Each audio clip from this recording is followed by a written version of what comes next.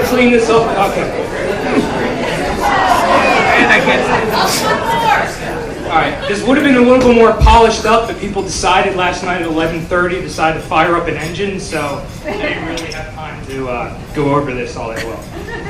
But I just want to start off for thanking both parents of Brad and Betsy for having us all together to make this day possible.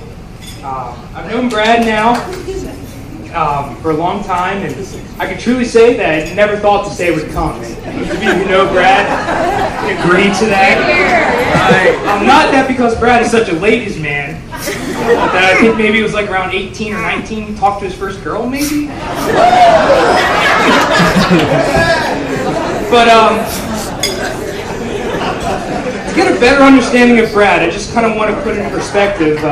He kind of went through different phases of his life to kind of get the look he was striving for. First time around was the GQ look of the slicked down hair. Second look was the big moppy skater look.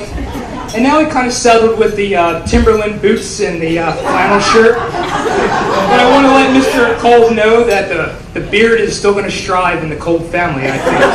So we don't have to worry about that. Growing up, it was always me and Brad riding bikes together, fishing in the creek, or playing lopsided pool in his basement, which Brad always knew which pocket to shoot in because his dad was lopsided.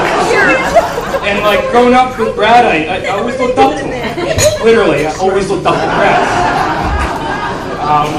He was always somebody that always did something better than me, so I wanted to strive to beat him in at least something. Which girls were never the issue, but he was always the first one to hit a home run derby in the front yard. He was the first one to do a bunny hop or an X-up, ride BMX.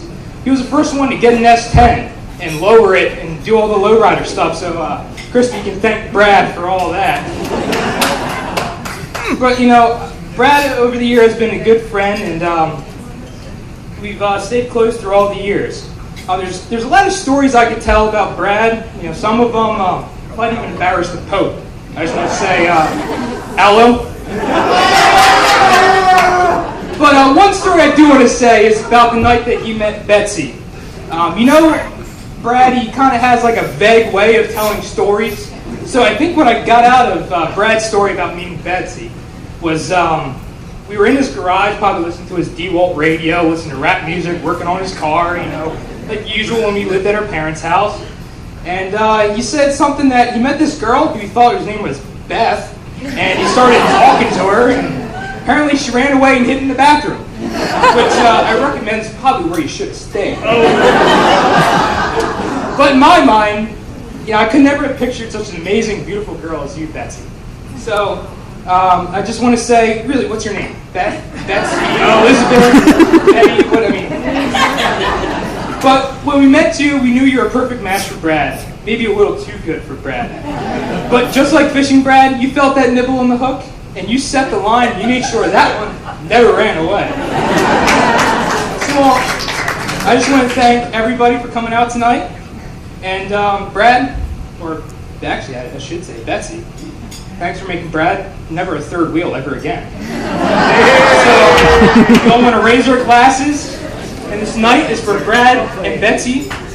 And cheers, everybody.